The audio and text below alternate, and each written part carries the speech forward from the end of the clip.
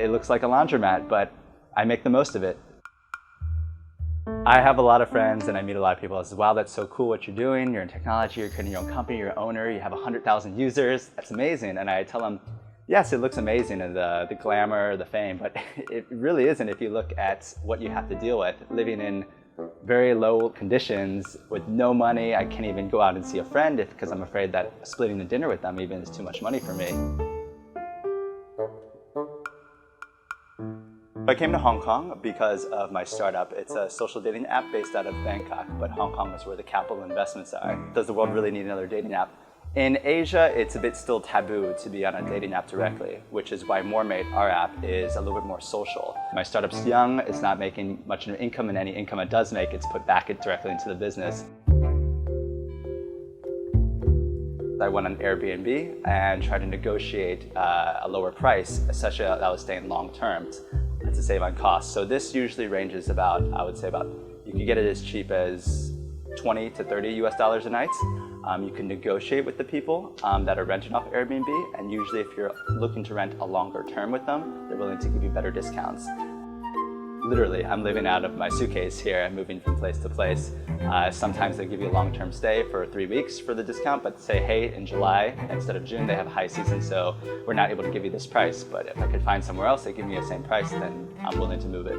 If I needed to move different places, considering now this is one of my 4 places I've already been here, to move when there's off-season customers at some Airbnb places or low-level hotels like this, I model on the side. It provides a great flexibility for me because it doesn't require much time for me. I'm able to spend a lot of time working on my startup and my project, and I'm able to get the cash flow in here and there.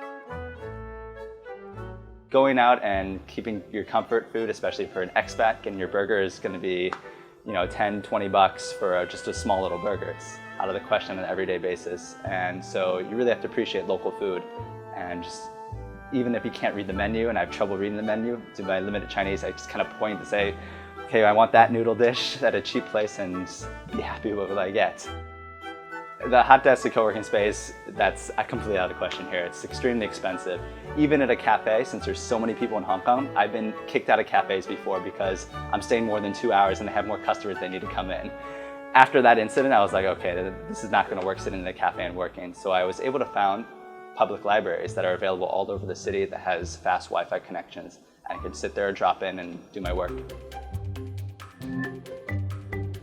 Gym membership, I'm not going to pay $200 to get a nice gym membership here with space. I usually just use my own bodyweight calisthenics. I could go find a park with maybe pull-up bars or little things I could use as weights, or they even have public gyms available here that you sign up for and do a training class, and it's free.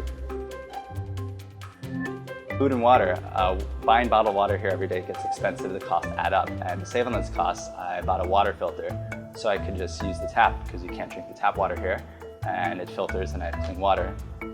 Most of us have lived in the ditches, in the trenches, like I have, for many, many, many years. Some even for 10 years, for 15 years. And when you look at that, are you, okay, maybe out of college 2 years, you're willing to sacrifice and live just on a low-level budget like a college student. But are you willing to do that when you're 10 years in, 30 years old, and still working on trying to make it?